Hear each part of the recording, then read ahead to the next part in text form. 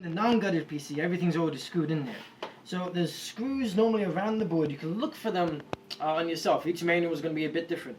This one has a screw on the bottom left corners. The fan itself is screwed in, and I believe there's 2 screws on the top.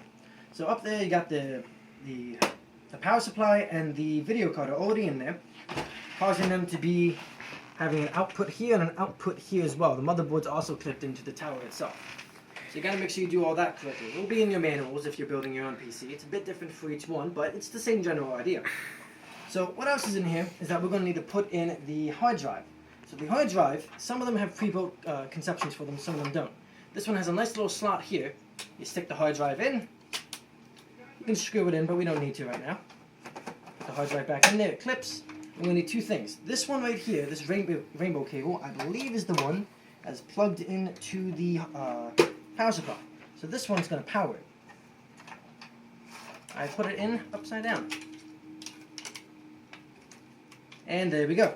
As you can see, mistakes can be made, easily solved. We put it back in there. We put it back in there, as I said.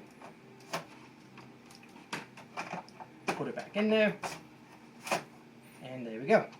So this gets plugged in right here on the left-hand side, the wider one. And the shorter one is this nice blue cable. Sometimes red, sometimes different colors, but you can tell by the shortness of it.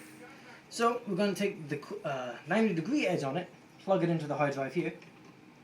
And each motherboard's a bit different, but you can normally find the port for it on the motherboard. This one seems to be in the top right. Wait, no, down in the middle, above the one of the secondary processors. We pop that in there, and now we got the motherboard going. The same thing you would do with another blue cable for the disk drive, which is put in here, which goes in just about the same way as the hard drive. And I believe that's just about it for it. So that's the PC itself. Next you would want the keyboard right here, which will be plugged into the USB port, the monitor, using a VGA cable from the video card you would put here. When using a video card, you cannot use the motherboard's natural ports. And you would take the VGA cord, put it into the back of the monitor, and same goes the mouse. Then all you would need is some sort of OS for the operating system, is what OS stands for. Some operating system for the PC itself, which you install through the disk drive. Could it be Linux or Windows? That's all up to you, and those instructions will be found with the disks. Thank you, and have a nice night. Wait, we need questions. Any questions?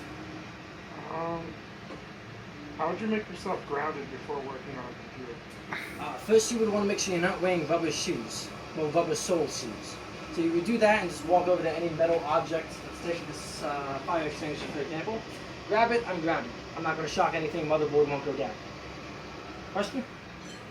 Yeah, is 2 sticks of 2 gigs RAM better than 1 stick of 4 gigs? You would want 1 stick of 4 gigs, it's all confined. And you can also upgrade it to 2 sticks of 4 gigs at your leisure. Okay. Any more questions from anyone?